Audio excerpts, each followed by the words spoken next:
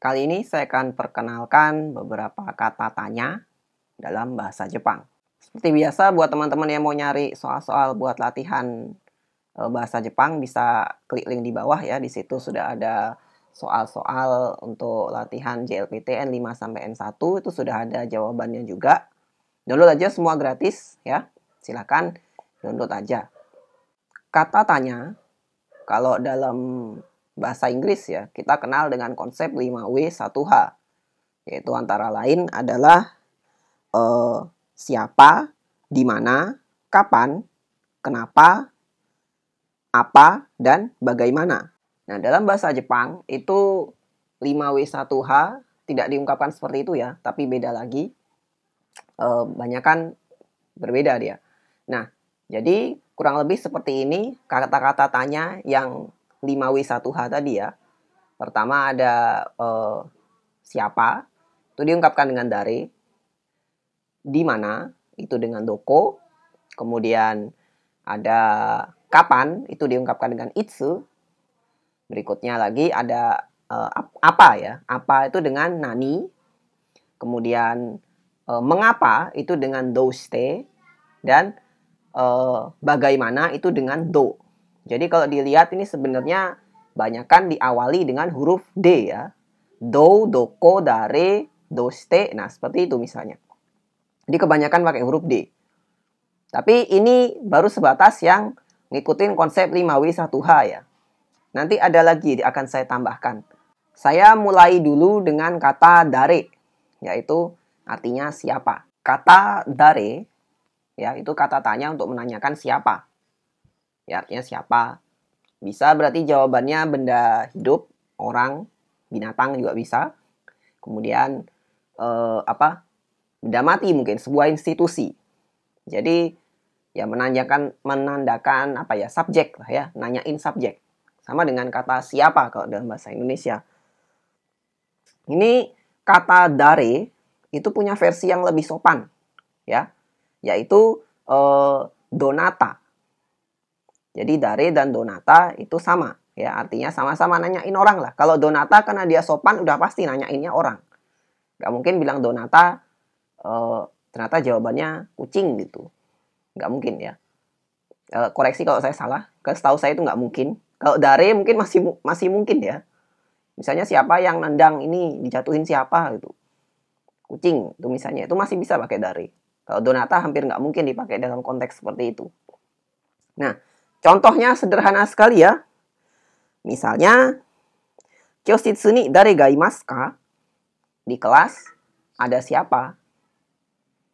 Ya, dare. Kemudian berikutnya, sono hito wa dare desu ka? Siapa orang itu? Ya, penggunaannya simpel sekali ya untuk dare ini. Berikutnya adalah kata itsu. Itsu itu nanyakan waktu. Jadi kalau bahasa Indonesianya padanannya adalah kapan. Jawabannya berarti tentang waktu, tentang jam, hari, bulan, tahun ya. Ini penggunaannya sama, mudah sekali ya. Tidak seperti yang tadi. Kalau tadi kan punya versi sopan. Kalau yang ini setahu saya, itsu ini tidak ada versi yang lebih sopannya karena jawabannya adalah menyangkut waktu. Ya. Kemudian contoh kalimat sederhana saja pakai kata itsu ya, kata tanya berarti. Misalnya itsu kunie kairimasu ka? Kapan pulang ke negaramu, kapan pulang kampung gitu ya. Maksudnya pulang ke negara ya. Itsu kunie kairimasu ka? Kapan kembali ke negaramu gitu ya. Kemudian tanjobi wa itsu desu ka? Kapan hari ulang tahunmu? Nah, itu itsu ya. Mudah sekali penggunaannya dan tidak ada versi lebih lebih sopan. Itu tidak ada setahu saya. Ya, koreksi kalau saya salah nanti. Kata tanya yang berikutnya adalah doko. Doko ini menanyakan tentang lokasi. Jadi nanya kemana, di mana, itu jadi satu ya. Menanyakan tentang lokasi, berarti jawabannya bisa berupa tujuan atau atau sebuah lokasi juga. Misalnya pada kalimat Ya, ini penggunaannya simpel sekali. Doko e ikimasu ka? Doko e ikimasu ka?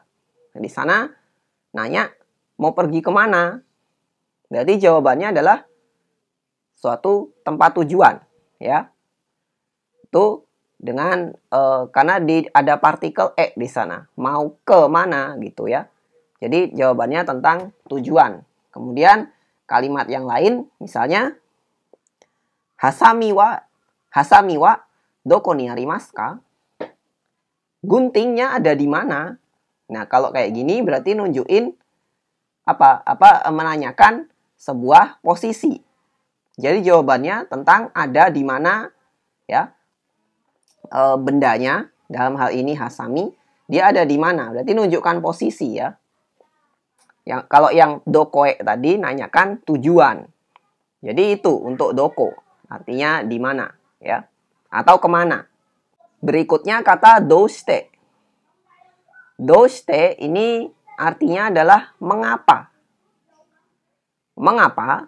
Itu kalau kita dalam bahasa Indonesia kan biasanya identik dengan pertanyaan yang jawabannya disertai alasan, ya. Mengapa, kenapa? Nah, itu kan mirip-mirip tuh. Di mengapa, ya. Itu disertai alasan biasanya. Ini penggunaannya simple juga, yaitu cukup seperti ini misalnya ya. Doshite kino gakoe ikanakatan desu ka? Kenapa kemarin nggak pergi ke sekolah? Doshite gakoe ikanakatan desu ka? Tuh ya. Jadi doshite, mengapa? Nah, ini berarti jawabannya harus apa? Ada alasannya. Ada penjelasannya lah paling tidak. Kenapa misalnya nggak pergi ke sekolah? Oh, sakit gitu. Kino wa byoki deshita. Nah, itu misalnya itu sudah menjawab ya. Dan ada alasannya. Berarti sakit dia gitu. Jadi contoh yang lain, doshite kaisha o yametan desu ka? Gitu misalnya ya. Kenapa berhenti dari perusahaan? Berarti ada ininya dong. Ada penjelasannya ya. Doshite kaisha o yametan desu ka? Gitu. Kenapa berhenti? Ya, ada penjelasannya begini gitu. Misalnya itu ya. Jadi doshite itu nanyakan mengapa atau kenapa dan jawabannya ada berupa penjelasan ya biasanya ya. Harusnya seperti itu. Kemudian kata berikutnya adalah do. Kata do itu artinya bagaimana. Bagaimana ini bisa dirangkai dengan beberapa kata lain untuk misalnya apa? Ini kebanyakan sih ya, kata do ini adalah untuk minta pendapat. Bagaimana? Tuh ya. Misalnya pada kalimat berikut, contoh sederhana. Kyou no meeting wa dou omoimasu ka? Kyou no meeting wa dou omoimasu ka? Gitu ya contohnya. Itu berarti artinya adalah meeting hari ini menurut Anda gimana? Dou omoimasu ka? Nah, di situ ya dia do-nya itu bergabung dengan dirangkai dengan kata omoimasu.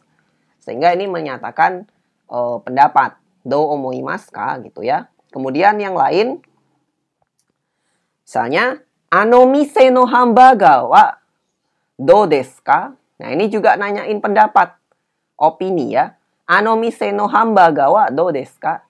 Gimana hamburger di toko itu? Jawabannya akan berupa pendapat, enak misalnya, murah gitu ya. Enak, murah gitu. Itu do ya, do minta pendapat, doshite menanyakan apa? Sebab. Ya. Seperti itu kurang lebih. Kata tanya yang berikutnya adalah nani. Nah, nani ini artinya apa? Tapi berbeda dengan kata tanya yang tadi ya. Nani itu bisa berdiri sendiri dan bisa diiringi dengan kata bantu hitung sehingga artinya jadi berubah. Kalau berdiri sendiri nani doang gitu aja, itu artinya adalah apa? Tapi kalau diiringi dengan kata bantu hitung, bisa kata bantu hitung apa ya? Ya apa saja ya, kata bantu hitung orang, kata bantu hitung lembar dan sebagainya, itu artinya jadi berapa? Berapa lembar, berapa orang, nah gitu. Jadi nani ya. Nani itu kadang dibaca nani, kadang dibaca nan. Tergantung dia mau mengiringi apa? Mengiringi kata apa. Nah, sebagai ini ya, sebagai kata yang mandiri, kata tanya mandiri yaitu dengan arti apa? Nani itu contohnya begini. Reizoko ni nani ga arimasu ka? Reizoko, kulkas ya. Reizoko ni nani ga arimasu ka? Di kulkas ada apa? Ada apa di kulkas ya? Itu bisa seperti itu. Dia berdiri sendiri kalau seperti itu. Ya. Kemudian kalimat lain misalnya contohnya kalimat yang lain dengan dibaca nan ya. Tanpa perlu tanpa perlu kata bantu hitung. Misalnya gini, soko ni aru mono wa nan desu ka? Itu yang ada di sana itu benda apa gitu ya. Soko ni aru mono wa nan desu ka? Ya. Kalau yang tadi nani ga arimasu ka, yang sekarang jadi nan desu ka. Nah, ini masih nani atau nan dalam keadaan mandiri ya. Belum ada ditambah dengan kata bantu hitung. Sehingga artinya itu tetap adalah apa. Sekarang kalau kita tambahkan kata bantu hitung. Ya. Misalnya jadi seperti ini. Shorui wa nanmai kopi shimasu ka? Shorui wa nanmai kopi shimasu ka? Ini dokumennya mau dikopi berapa lembar gitu ya. Nanmai itu adalah bentuk tanya ya, untuk nanyakan berapa lembar. Jadi bukan nannya ini bukan artinya apa lagi. Tapi sudah jadi satu kesatuan, jadi nanmai itu jadinya berapa. Nah, ini bisa juga nanti ganti-ganti mai-nya itu ya. Misalnya apa? Nanin, jadi berapa orang. Nansai, umur berapa. Kemudian apalagi nandai, ada berapa unit ya. Nanyobi, hari apa. Nah, itu berubah lagi dia ya. Hari apa? Yang jelas harus fleksibel untuk kata nani ini ya. Karena dia bisa berubah-ubah artinya antara apa dan jadi berapa. Itu ada kayak gitu. Itu harus dihafal. Oke. Itu untuk nani ya, harus dihafal, harus fleksibel untuk mengingatnya. Kata tanya yang berikutnya adalah dore. Dore itu artinya adalah yang mana ya. Yang mana berarti kapan kita nanya pakai yang mana? Itu ketika kita diberi pilihan dan kita harus milih kan. Yang mana? Itu ya. Yang mana si penjawab harus milih. Yang mana? Itu ya. Jadi ketika ada pilihan. Ini penggunaannya juga gampang. Misalnya gini. Rina-san ga kaita e wa dore desu ka? Yang mana lukisan yang digambar si Rina? Gitu ya. Rina-san ga kaita e wa dore desu ka? Yang mana ya? Yang mana gambar yang dilukis oleh si Rina. Jadi dore itu kurang lebih seperti itu penggunaannya. Dore desu ka gitu ya.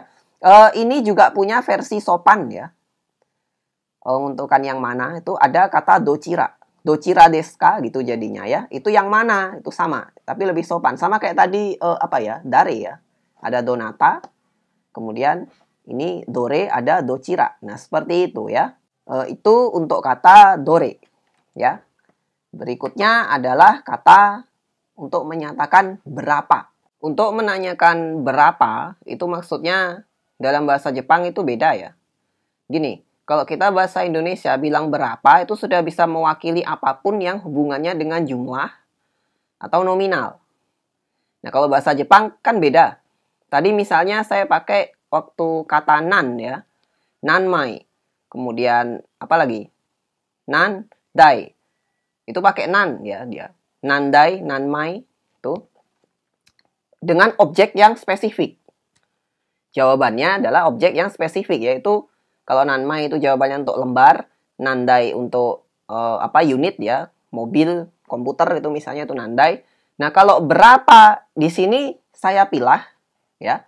Kata berapa itu untuk menyatakan nominal harga misalnya, kemudian menyatakan jumlah.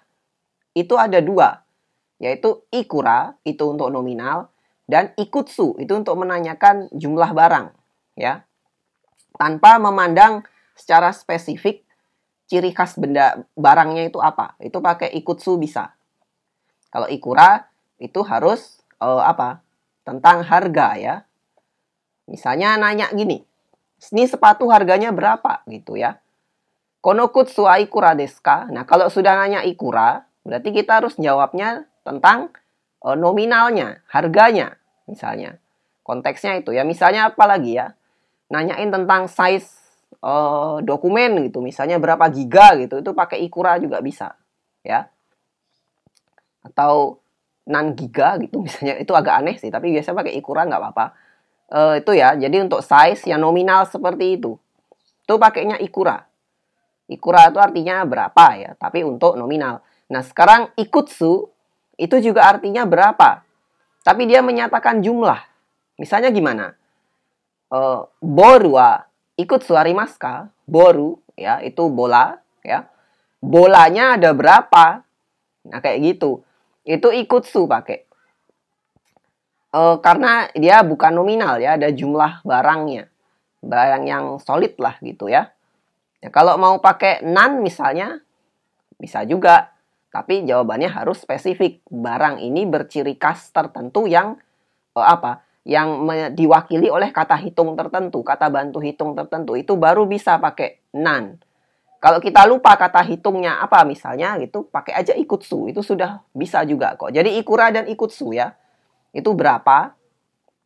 Beda dengan yang tadi, yang nan itu ya. Ini tidak bisa dipakai untuk apa misalnya. Kalau nanyain umur misalnya kan, itu umur kan memang bukan barang yang solid, tapi tidak bisa ditanya dengan ikura ya.